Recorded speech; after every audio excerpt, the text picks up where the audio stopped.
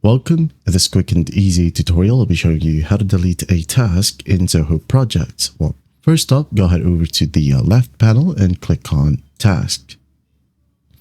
And once that's done, all of your tasks will be listed in here. But if you want to, you can go ahead and filter this out by project, project group, and so on and so forth.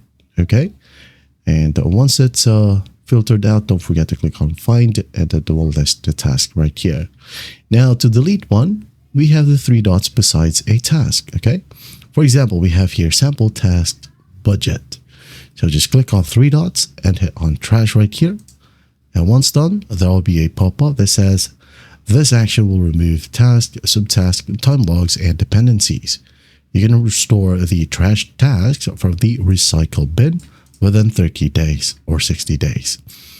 Now, if you haven't restored the task within 60 days, okay, it will be automatically deleted, so don't worry about it.